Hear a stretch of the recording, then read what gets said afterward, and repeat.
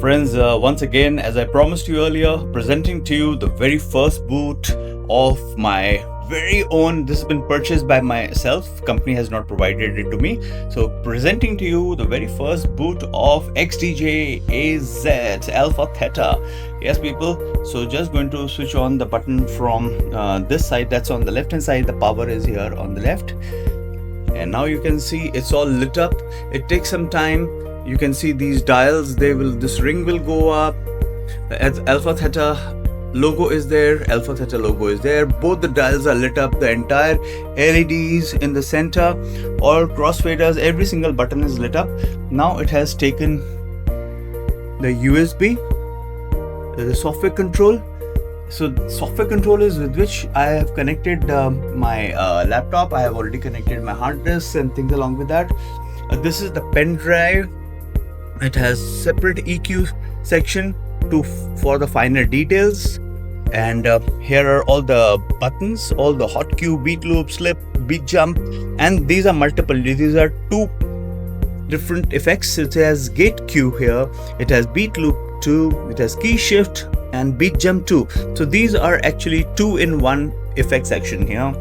The crossfaders are okay, not as good as Magwell, but I don't use. I'm not a scratch DJ. This is not a Magwell fader, but nevertheless it doesn't matter to me. But these faders are very important. They are very typical Pioneer Alpha Theta stuff and amazing. They're very smooth.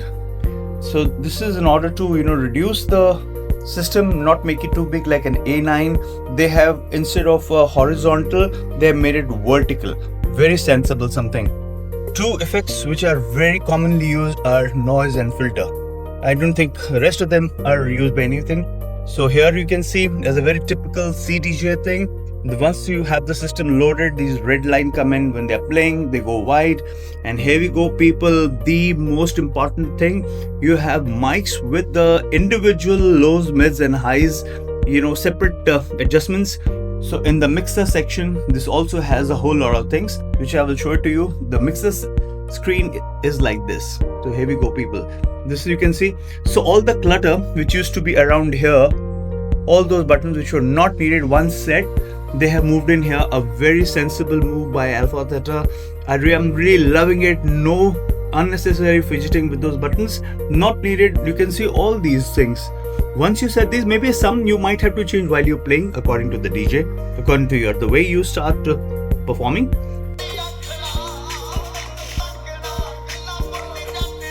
So I'm using, on 3, I'm using a USB from here, and on this side I'm using my software. So people, both these channels can be used individually, independently. So your 2 channels in the center, 1 and 2, can be used for the software, and these 2 on the sides, that is 3 and 4, can be used either for Bluetooth or for your USB or any other source, or an external device that you might want to connect with that.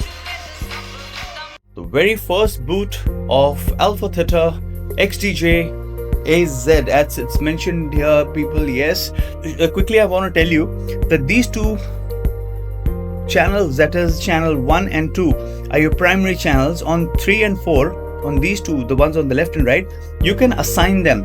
You can either assign them for another deck. That means you can use a pen drive along with it on one of the channels or both the channels, or you can put it to a booth or phono or any other external device. So people, I hope you like this very first boot of Alpha Theta XDJ AZ.